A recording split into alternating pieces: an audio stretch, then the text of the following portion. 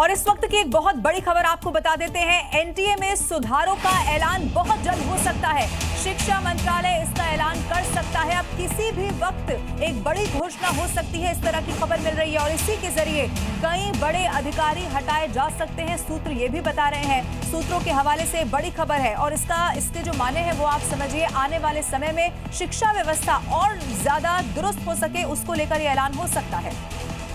Paper leak के मामलों को लेकर मोदी सरकार सख्त और एक्शन मोड में अब नजर आ रही है। ऐसा क्यों कहा जा रहा है? क्योंकि दिल्ली में जंतर मंतर पर जारी छात्रों के आंदोलन के बीच दावा इस बात का किया जा रहा है कि कैबिनेट ने बकायदा पेपर लीक संशोधन विधेयक को मंजूरी दे दी है। अब इसी में सख्त सजा और जुर्माने का प्रावधान होने वाला है, जिस पर अब सोमवार को सदन में चर्चा हो सकती है। कैबिनेट के साथियों के सुझाव के बाद उसका अंतिम रूप दिया जाएगा और सोमवार से संसद का दूसरा सप्ताह शुरू हो रहा है। तब जल्द से जल्द उस बिल को सदन में पारित कराने का प्रयास किया जाएगा, जिसके बाद सूत्रों के मुताबिक कैबिनेट मीटिंग में पेपर लीक संशोधन को मंजूरी दे दी गई और अब सोमवार को सदन में पेश कर इसे पास कराने की कोशिश होगी।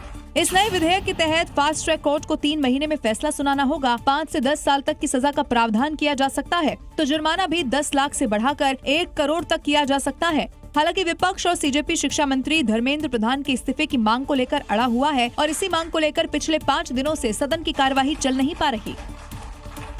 और अब आज जो कैबिनेट की महत्वपूर्ण बैठक हुई है उससे जुड़ा हुआ एक अपडेट आपको बताती हूँ। इस बैठक में पेपर लीक बिल पर चर्चा होने की खबर है। गृह मंत्री ने संशोधन विधेयक की डिटेल यहाँ पर रखी है, जानकारी दी गई है। धर्मेंद्र प्रधान ने कांग्रेस पर सवाल उठाए हैं। राजीव गांधी के समय ऐसे बिल पर बात हुई थी, ये कहा गया है। कांग्रेस बिल लाने में नाकाम रही, ये धर्मेंद्र प्रधान ने कहा। मोदी सरकार 2024 में यहाँ पर कानून बनाया। कैबिनेट बैठक को लेकर सूत्रों के हवाले से बड़ी जानकारी है। इधर सरकार और सीजेपी के बीच एक बार फिर से बातचीत हुई है। करीब 2 घंटे चली इस मुलाकात के बाद अब जो सबकी निगाहें हैं वो शनिवार पर टिकी हुई हैं, जब एक बार फिर से बातचीत होने वाली है, क्योंकि 3 में से 2 मुद्दों पर सहमति बनती हुई नजर आ रही है। लेकिन धर्मेंद्र प्रधान के इस्तीफे पर अभी भी रार बना हुआ है और ऐसे में सीजेपी और सरकार के बीच शनिवार को एक बार फिर से मुलाकात होगी, क्योंकि दूसरे दौर की इस मीटिंग में सीजेपी ने अपनी 3 मांगों को दोहरा दिया है, जिसमें पेपर लीक से खुदकुशी करने वाले छात्रों के परिजनों को 1 करोड़ मुआवजा देने पर सहमति बनती दिख रही है। एफआईआर वापस लेने पर भी सकारात्मक संकेत मिले हैं, जबकि धर्मेंद्र प्रधान के इस्तीफे की मांग पर अभी भी रार बना हुआ है। दूसरे और तीसरे डिमांड से कॉम्पेंसेशन एंड एफआईआर का विड्रॉल और सॉवरेन गारंटी की ऐसा फ्यूचर में भी एफआईआर फाइल ना हो, उस पे सरकार ने पॉजिटिव साइन दिखाया। केंद्रीय मंत्री जेपी नड्डा ने भी इस बैठक के बाद मीडिया को बताया कि बात सकारात्मक माहौल में हुई है।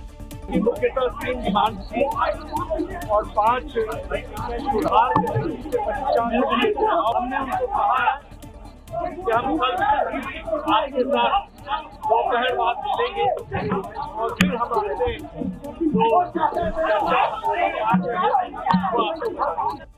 अब इंतजार कल का है कि क्या सीजेपी की तीनों मांगों को मान लिया जाता है या फिर जंतर मंतर पर जारी धरना इसी तरह से जारी रहेगा।